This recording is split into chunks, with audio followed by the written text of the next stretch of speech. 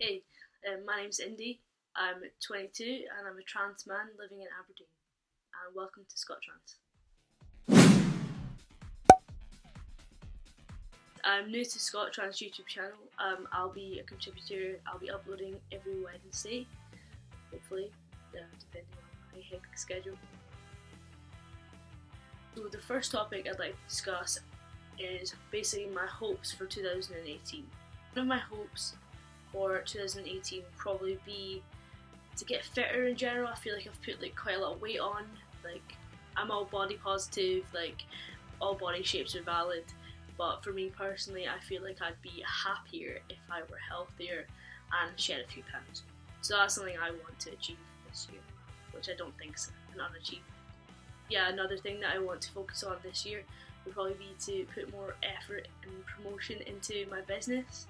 So I have a business, it's called Trans Boy Fanboy. It started as a way of funding my physical transition medically, as I was unable to be funded by the NHS due to a few complications with the Grampian Gender Clinic. I felt that the waiting time was too long for me, so I went privately with your GP. A way of funding all those bills was to create a business which promotes transgender visibility. You can check out on Etsy, we have an Instagram page as well. Yeah, so that's something I also want to put a lot of effort into this year. I want to see it take off more. There's been quite a lot of interest in it, and I think it's going to be a cemented thing in my life, so I need to put more effort into it and isolate time specifically for Trans Boy. Also, another thing that I want to achieve is to hopefully hold an independent exhibition, a solo exhibition of my artwork on the socially engaged practice, so that's something that I would like to achieve. If I don't achieve that, I won't be too butthurt about it, but I would like to do that this year. I feel like it's a substantial milestone I would like to achieve. This is the part where you get to know me, and I'm an art student. I'm in my third year of contemporary art practice at Grey School of Art in Aberdeen, which is going great. Just got a B for my first semester, just got a B for that, which is a relief because I did not expect it, but you know, happy surprise. I have a beautiful girlfriend, her name's Emma, and we've been together for just past a year in December, and she makes me a much better person. She makes me a lot calmer. She's just a really great person. We also have a little Sprocker Spaniel, a little chocolate Sprocker. So if anyone knows what Sprocker is, it's a mixture of a Springer Spaniel and a Cocker Spaniel. So as you can imagine, it's got a lot of energy. His name's Buddy, just turned 1. I'm a twin. No, we're not identical, and no, we don't have telepathy.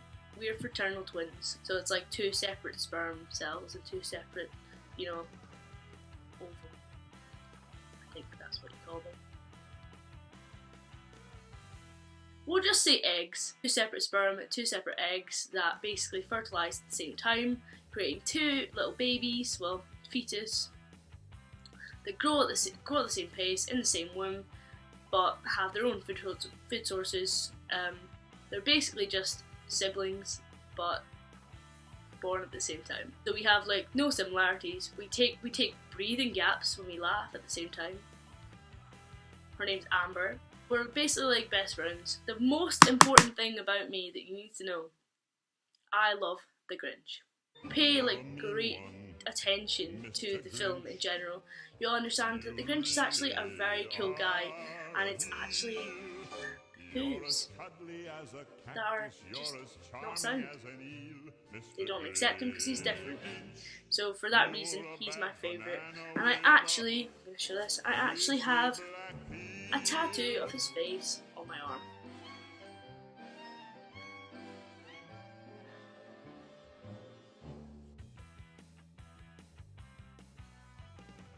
I only have really one experience of being trans in the workplace.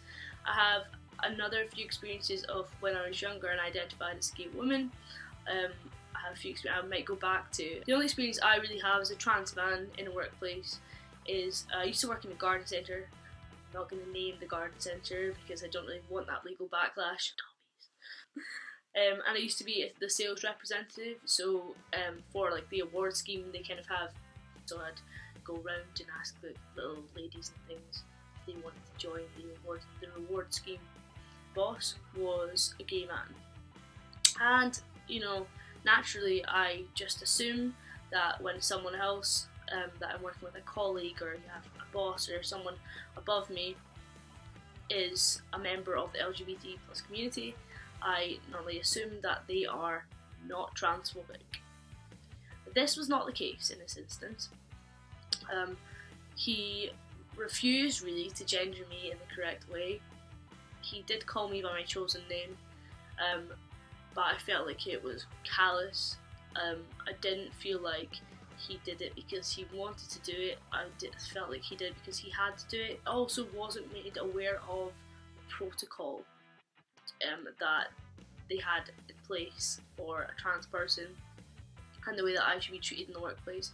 I also didn't have access to any legal documentation regarding this topic, so I didn't really know what to do. It escalated and it ended with me basically quitting, like him having pushed me out of my job because he just felt uncomfortable with my identity from what I experienced of that situation.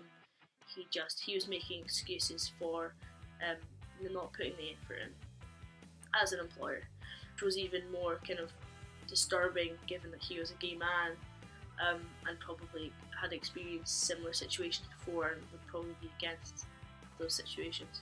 One thing I would say is that when starting or applying for a job as a trans person, please ask the employer what their protocol is. If they say that they're an equal opportunities employer, which most places do, unless they're small independent businesses, in which case they should have protocol there anyway, do ask what that protocol is, especially if you're going into surgery at some point during your transition before taking the job.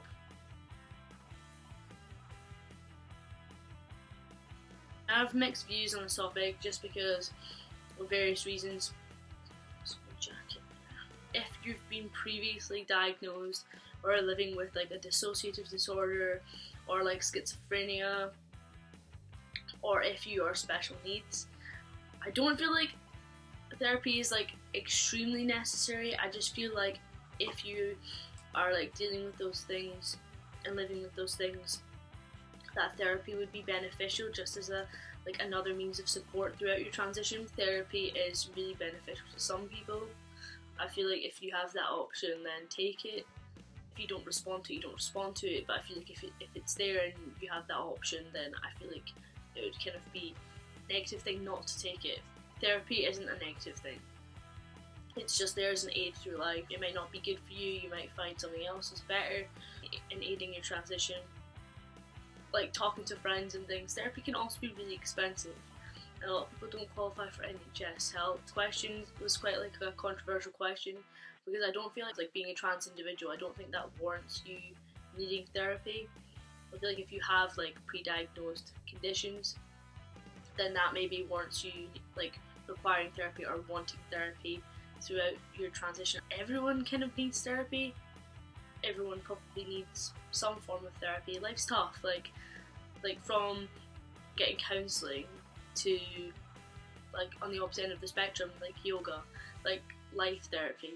I feel like everyone would probably benefit from that. It's like ups and downs naturally that do affect your serotonin, and if you find something, however much negative stigma is attached to it, like try to ignore that.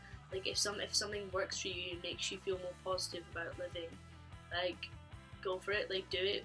If you find something that makes you happy in life, that makes you like each day easier, especially if you're transitioning and you're suffering from like really long waiting times, like if something that you do makes you happier or makes you more equipped to cope with like the dysphoria that comes with waiting times, do it. No matter who's telling you not to do it, let's do it. I'm not saying to do anything illegal because obviously you're not off the wall.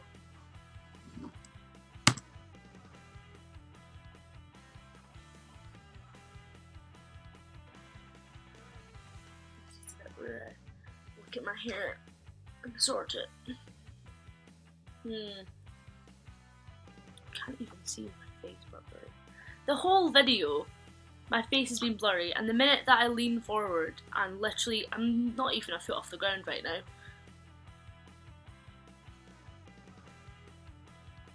Have a good one. Forgot to mention, for next week's video, I'll be in Berlin. I'm going on a study trip. Next week's topic is going to be on like friend support.